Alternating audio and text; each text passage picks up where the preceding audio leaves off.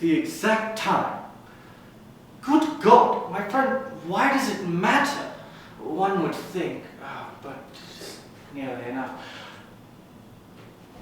It's nearly bedtime. Is that close enough? If you must insist. Here, check by my watch.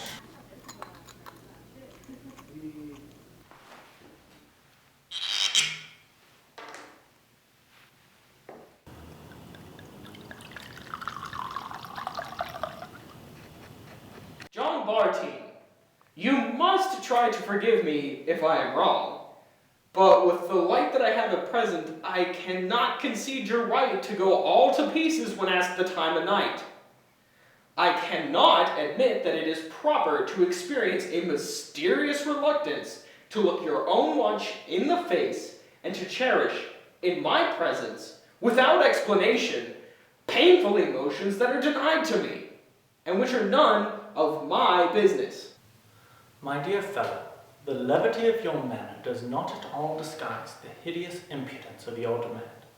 However, I had already decided to tell you what you wish to know.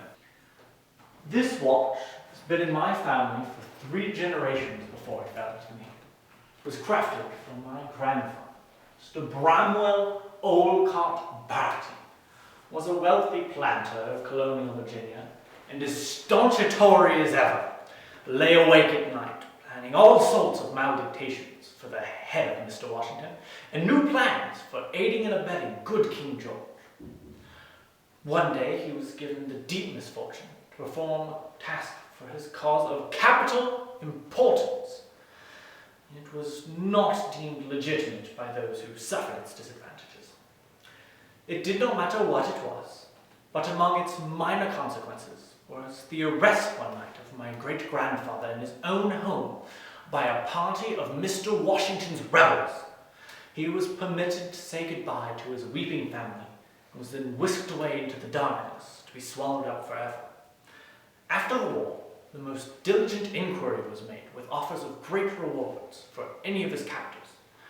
However, none were found, and not a single scrap of evidence towards his disappearance ever came to light. He was gone, and that was all. What was your view of the matter? The justice of it?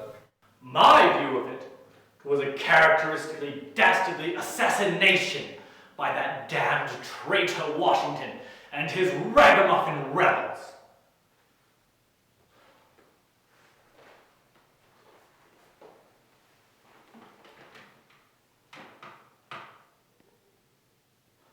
Was that all?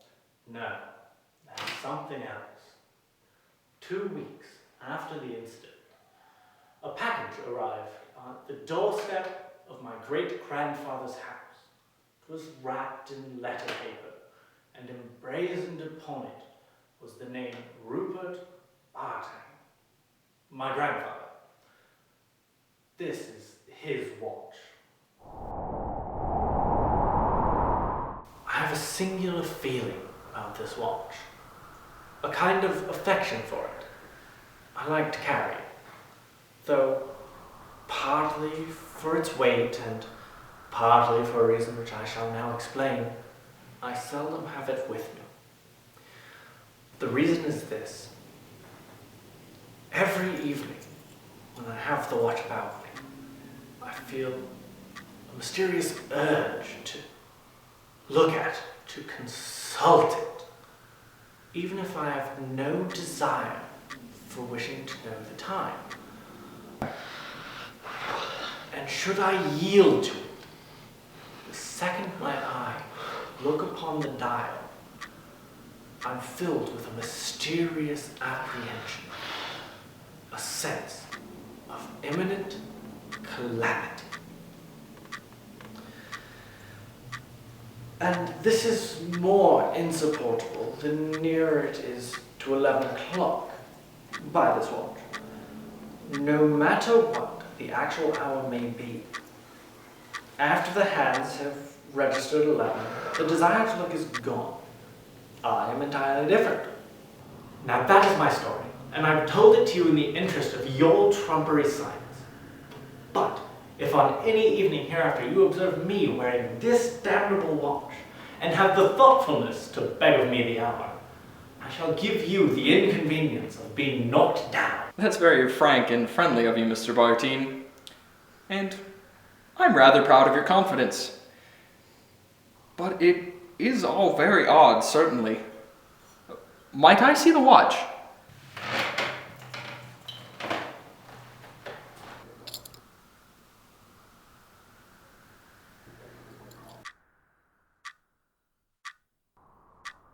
I think that you said that after 11, the sight of the dial no longer bothers you.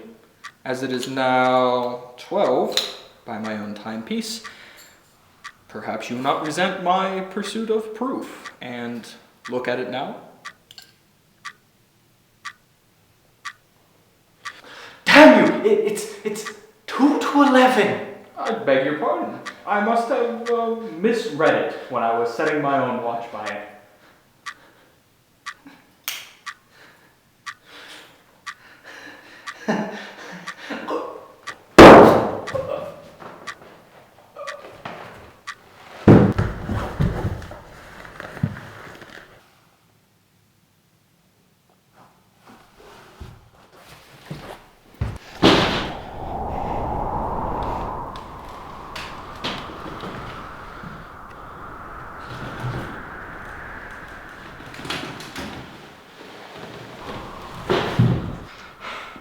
Good God!